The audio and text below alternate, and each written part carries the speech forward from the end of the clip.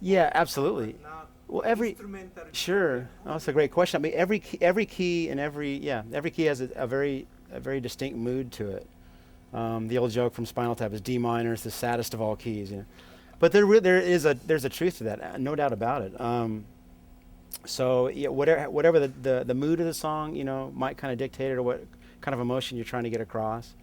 But that being said, some songs are just kind of written purely as they happen in, like some of the songs on the new record happen in jam sessions with the trio. So that kind of dictated the key, just whatever key we were in. And generally, you know, whatever your first instinct is, a lot of times does kind of tend to be the right thing. So I'll experiment little bit with different keys, especially with the guitar, because then certain open strings might play a role in how you voice things. But a lot of it tends to be whatever tone and mood you're trying to set. You know? It's not any fixed pattern or something. Oh, definitely not. It's every song and every melody is its own living being. So that kind of helps help me decide which way to take it. Signature model Ibanez 8000 Yeah. was made as a limited edition. Yeah, So, yeah. and it is very nice guitar, and it's very difficult to find. It is very difficult to find. Yeah.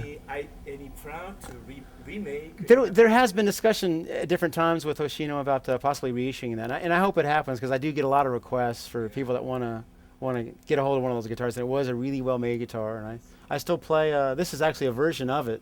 That's one of the production models, but I had that made with single coil pickups because there's a song we'll do today that's kind of country chicken picking, so it's nice to have that single coil. But obviously the stock ones came with the humbucker.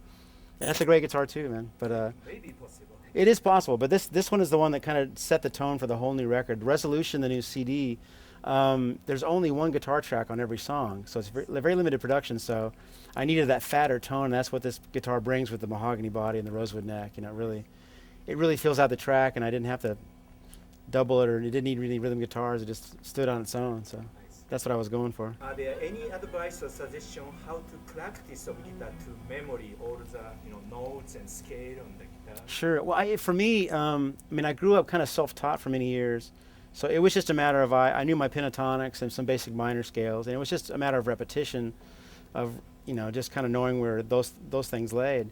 But when I started studying from a proper teacher and I learned about modes and that type of thing, that was something that really helped me,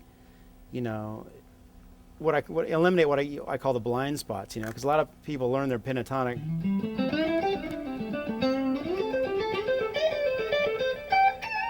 in these certain positions, but then there's all these other sections where they may not know what's going on. So when you learn the modes, you're kind of playing everything.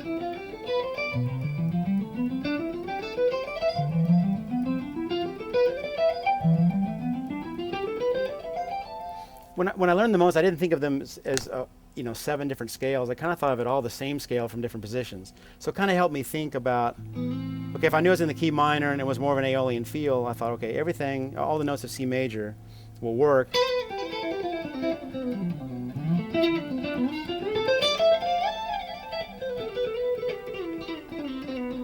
So learning those kind of things is very valuable, but also practicing your scales on one string.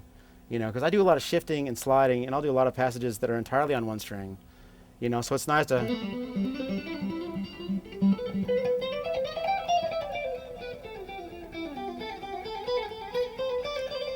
kind of practice your scales, up and down on the one string. So in a combination of horizontal and vertical, just mix it up a bit. How did you practice your guitar to be more original than other guitar players? Yeah, that's a tough one to answer because I don't really know. You can't help it when you're growing up and learning. You have a lot of influences.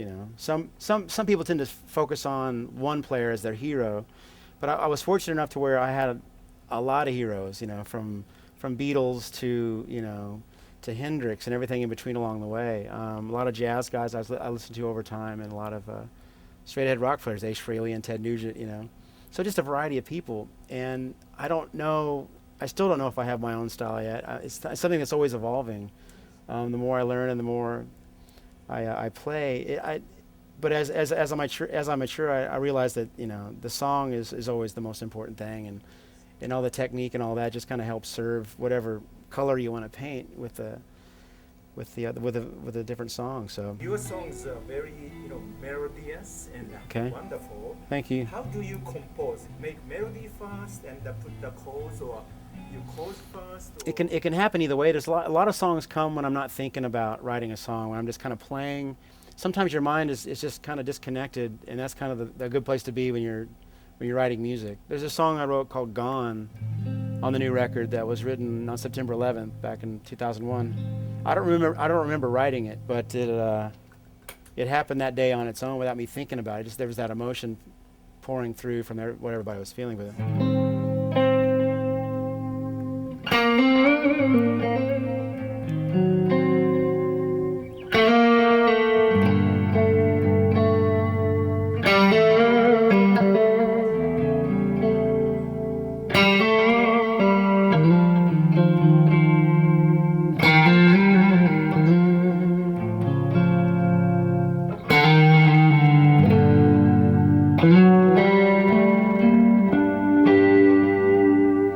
So that kind of, incorporating the melody and the chords at the same time. So the chords and melody came together on that one, So it can happen in any variety of ways.